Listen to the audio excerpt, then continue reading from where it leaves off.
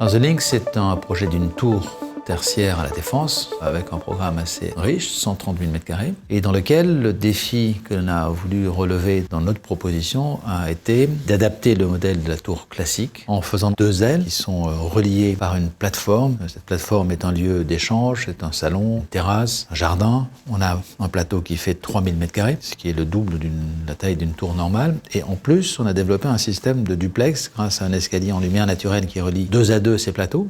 Donc on a des ensembles de 6 000 m², ce qui est à peu près une surface qui permet de loger 500 personnes.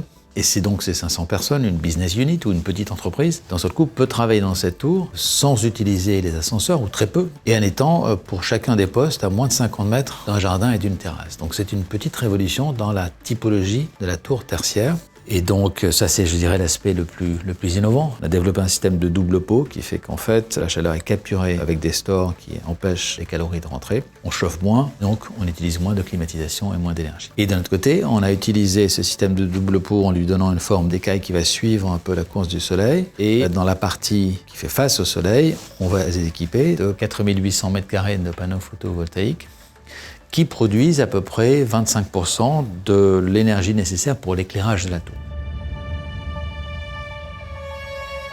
La maîtrise d'ouvrage a fait le choix de forcer tous les bureaux d'études à travailler en BIM pour ce projet, ce qui nous a permis de nous coordonner, de collaborer plus facilement entre nous. Revit est le logiciel qu'on utilise à l'agence. Il permet de créer une ou plusieurs maquettes dans lesquelles on va mettre beaucoup d'informations, et à partir de ces maquettes numériques, on va pouvoir extraire et exploiter pour sortir des plans, des rendus 3D, etc. ou même des tableaux avec des informations. On utilise Revit puisqu'il permet également la collaboration avec les ingénieurs. On a utilisé Dynamo pour, par exemple, remplir des paramètres, effectuer toutes les tâches chronophages. On l'a utilisé pour modéliser les écailles dans le bâtiment, donc un gros gain de temps grâce à Dynamo. Nos éléments de façade ont été modélisés de façon simplifiée, ce qui nous a permis de concevoir toute l'enveloppe dans Revit de façon assez légère. On a cependant créé des familles qui correspondaient à la géométrie parfaite de ce qu'on voulait faire. À ces éléments, on a rajouté des paramètres qui ont pu être renseignés par les bureaux d'études, par exemple façade, acoustique ou photovoltaïque. Les panneaux photovoltaïques sont inclus dans nos éléments de façade, les écailles de double pot. Chaque écaille peut être photovoltaïque ou non. En fait, c'est un paramètre qui a été renseigné par le bureau d'études photovoltaïque qui a dit, en fonction de l'orientation de l'écaille, si ce panneau était photovoltaïque ou si c'était un panneau de façade simple. Nous utilisons BIM 360, qui est un cloud que eBIM a décidé de mettre en place dès l'APD. Tous les bureaux d'études, toute la maîtrise d'œuvre partagent ces maquettes directement sur le cloud, ce qui nous permet d'avoir des liens entre toutes les maquettes. Chacun vient renseigner ces informations et les mettre sur le cloud, et elles sont disponibles à tout instant. Ça nous a fait gagner énormément de temps, ça nous permet d'avoir toujours la dernière version et de choisir de prendre une version antérieure si nécessaire. Les maquettes numériques ont permis de faire des études au vent, et ils ont fait des tests en soufflerie pour étudier les efforts au vent de toutes les maquettes dans Paris La Défense. Des études d'ensoleillement ont été faites dans le cadre de l'étude d'impact. Elles permettent de vérifier l'ensoleillement au pied de la tour et le confort des usagers. Le BIM a permis d'optimiser la position des terrasses, des jardins, etc. dans tout le bâtiment, et de s'assurer que le confort soit optimal pour l'usager. Les maquettes numériques vont évoluer jusqu'à produire un DOE numérique. Ce jumeau numérique pourra par la suite servir à l'exploitation du bâtiment. On pourra par exemple suivre en direct la production d'énergie des panneaux photovoltaïques, la récupération des eaux de pluie ou la consommation d'eau à tout instant.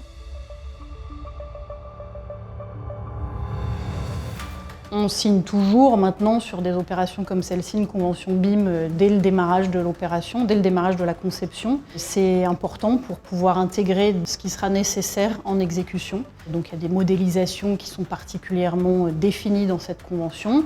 En plus, on souhaite associer à la conception et dans le BIM toute la maîtrise d'œuvre. Donc on est très exigeant sur l'intervention de la maîtrise d'œuvre dans l'opération et dans les maquettes très vite, ce qui nécessite d'avoir une convention BIM très bien définie en amont de l'opération. Pour la phase de conception, l'ensemble des bureaux d'études et les maîtrises d'œuvre ont travaillé avec le logiciel Revit. Donc ça permet de meilleure collaboration et une meilleure interopérabilité entre les différentes disciplines. Donc le BIM, c'est un outil très puissant puisqu'il nous permet donc de travailler dans un délai réduit, de permettre une meilleure collaboration et surtout dans cette période un peu particulière de Covid, ça nous a permis de travailler à distance sans pour autant perdre de l'information. On a réalisé 80% des échanges de nos réunions à distance et le BIM là-dessus est très puissant puisque ça reste un excellent outil de communication et il nous aide énormément dans la prise de décision. Sur le projet The Link, eBIM intervient en phase de conception pour ADIM, la maîtrise d'ouvrage. Nous avons deux missions.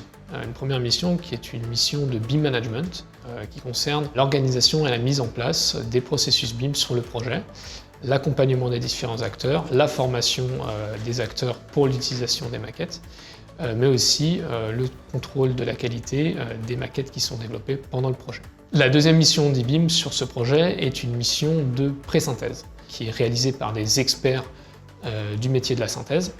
L'objectif est de pouvoir sécuriser dès la phase de conception l'enveloppe architecturale et technique du projet. Donc The Link, c'est à la fois donc, un élément architectural qui est cette passerelle, mais c'est aussi plus largement l'idée que ce soit un immeuble qui favorise les liens. Donc c'est une machine à fabriquer du lien.